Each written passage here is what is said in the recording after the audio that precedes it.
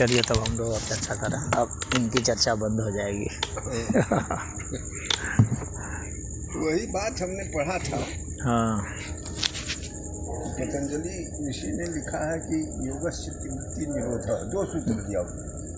पहला यह कि चित्त की वृत्तियों का निरोध होना ही योग है ईश्वर से, और दूसरा सूत्र दिया कि कैसे योग होगा। इसके लिए उन्होंने बताया कि वीतराग विषयम व चित्तम, जिस मनुष्य का विषयों से लगाव दूर हो गया, उसके चित्त में अपने चित्त को मिला देने से चित्त की वृत्तियाँ शांत हो जाती। इसमें आपको कोई संशय है कि बात सही है? ये पतंजलि तो महान ऋषि रहे हैं। हाँ, तो उन्होंने तो कहा है, वो ठीक है। हाँ, तो योग के मतलब प्रणेता तो नहीं रहे हैं, लेकिन योग के महान ऋषि तो है ही। प्रणेता तो भगवान शिव को माना जाता है, उनके पहले से भी योग का चला आ रहा था। कपिल को माना जाता है? नहीं, कपिल नहीं, वो भगवान शिव से ही आ रहा है। हाँ, शिव योग का। याद। तो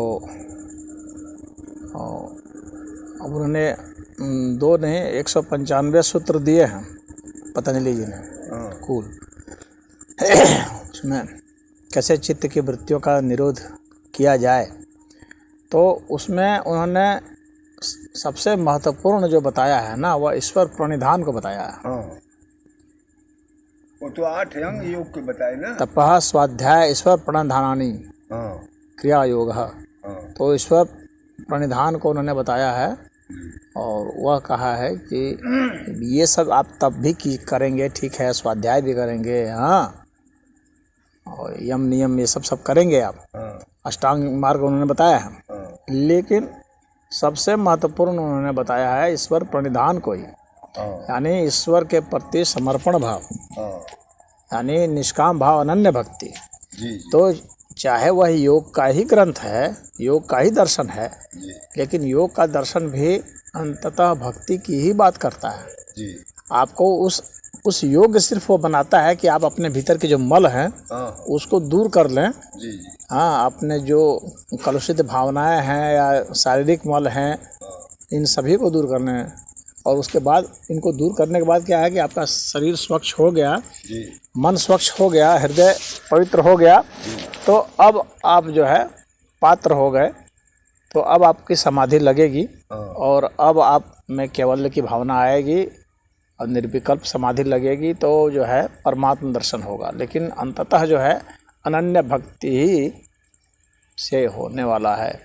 चाहे हम योग दर्शन की तरफ से जाएं तब, हाँ, चाहे ध्यान की तरफ से जाएं तब। हाँ, रुद्रयामल ग्रंथ है, उसमें भी विज्ञान भैरव तंत्र है, उसमें भी पूरा ध्यान योग के अनुपम ग्रंथ है, लेकिन उसमें भी अंत में प्रणिधान है। यही बताया है कि जब ध्यान वगैरह जो कुछ भी करेंगे, अंततः जो है वही ध्यान फलीभूत होगा जिसमें ईश्वर के प्रति अनन्य भक्ति हो।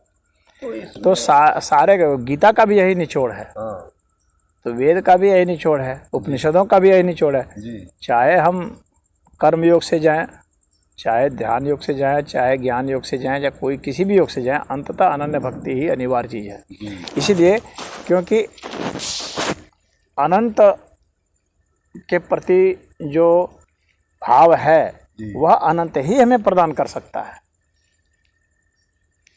अनंत की भावना अनंत ही हमें दे सकता है, और अनंत ईश्वर ही है। तो ईश्वर ही हमें प्रदान कर सकते हैं, हम ईश्वर से जबरदस्ती नहीं ले सकते।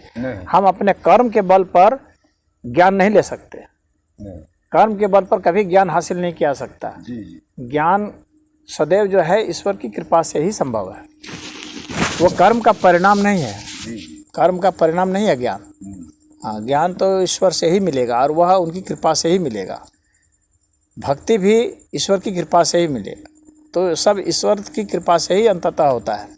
तो यही बतिया में संशय की हो जाती है कि ईश्वर को हमने देखा नहीं है। नहीं, तो ईश्वर कभी नहीं कहे कि तुम मुझे देखोगे तभी तुम करना, ऐसे बात नहीं है कहीं भी। हाँ, वो पहली शर्त नहीं है, वह तो अपने आप ही वो भावना आने शुरू हो जाती है कि आप जहाँ हैं, जैसे हैं, आप वहाँ से शुरू कीजिए। आपके पास जितना धन है उतना ही पूंजी से ही आप व्यापार करेंगे। तो आपके पास जितनी सामर्थ्य है, आपके पास जितनी बुद्धि है, आप वहीं से ही शुरू कीजिए। और आपको क्या करना, बहुत सिंपल सा ही है कि सदैव सत्यनिष्ठ रहिए, क्योंकि ईश्वर सत्य स्वरूप है, तो जाहिर सी बात है हमें सत्यनिष्ठ होना पड़ेगा। जी जी। तभी हम झूठ बोल करके, अपनी आदतों में झूठ को शुमार करके हम कभी भी सत्य को नहीं पा सकते। उसी तरह से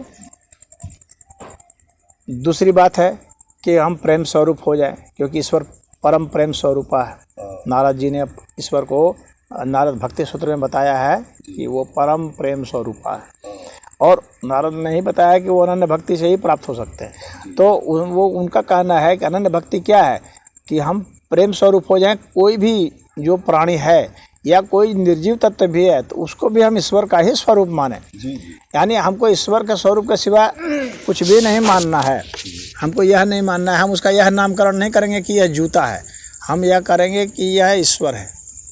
हाँ, तो जब हम ऐसा करेंगे तो ही हमारे में वो भावना आएगी, तो हम हमारे लिए सब पूजनीय हो जाएगा। कोई भी ऐसा नहीं है जो पूजनीय नहीं रहेगा, और तब ईश्वर का कहीं हमको अभाव नहीं दिखेगा।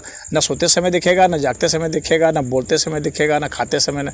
तो जब ईश्वर का इस तरह का भाव हम अपने में आत्मसात करते जाएंगे तो फिर एक ऐसी अवस्था आएगी कि ईश्वर के सिवाय कुछ भी, कोई विचार भी आएगा तो हम कहेंगे ये विचार भी ईश्वर का ही है, हर चीज़ ईश्वर का है। तो फिर वैसी स्थिति में ईश्वर का साक्षात्कार होता है। यही एक मात्र रास्ता है, और बाकी जितने भी रास्ते हैं वे अंततः इस रास्ते की ओर ले जाते हैं बस। अच्छा, उसी भक्ति के लिए एक बात हमारे समझ में आ रही है कि जैसे गंगा नाला है और गंगा जी या कोई शुद्ध नदी बह रही है पास से, और वो भी साथ साथ बहता है मीलों दूर, कोसों दूर, लेकिन जहाँ जाकर अपने को समर्पण करता है गंगा को, तो फिर गंगा का काम हो जाता है कि उसको धीरे धीरे अपने में उसके मल को बैठाते बैठाते और गंगोदक बना देती है आगे ले जा करके। तो ये बात तो गंगा की हो गई, ईश्वर की नहीं। उसी प्रकार हमारी समझ में आता है कि गुरु एक ऐसी शक्ति है, जैसे शिव को आपने बताया आदि गुरु, कि उसको हम समर्पण होंगे तो उसका संबंध चूँकि ईश्वर से जुड़ा है गुरु का। नहीं, ऐसा इस तरह मैं नहीं मानता कि किसी एक व्यक्ति का संबंध जुड़ा हुआ है और बाकी जो चीज़ है वो ईश्वर नहीं, ऐसा नहीं मानता। जुड़ा तो सबका है। यह तो उस व्यक्ति की अपनी भावना है, अनुभव है, उस व्यक्ति की अपनी एक भावना है। जब हम इस तरह का वह सोचेंगे कि नहीं यह जो है ईश्वर से जुड़ा हुआ है और यह ईश्वर से जुड़ा हुआ है, ईश्वर से जुड़ा नहीं है बल्कि वो ईश्वर ही है। अगर आप गुरु को मान रहे हैं तो वो गुरु ईश्वर ही है, जुड़ा हुआ नहीं है। और ये गाय है, यह ईश्वर ही है, जुड़ा हुआ नहीं है। जुड़ा हुआ जब मानेंगे तो इसका मतलब हो गया कि ईश्वर कहीं और है और ये कुछ और है, और इसका मतलब है कि ईश्वर का भाव हो गया वहाँ। तब ईश्वर का जो मूल सिद्धांत है कि ईश्वर ही ईश्वर है, वासुदेवः सर्वमिति स महात्मा सुदुर्लभ, वह जो है वह बात गलत हो जाएगी। फिर यहाँ ईश्वर से जुड़ा हुआ बात जो है वह अनन्य भक्ति नहीं है।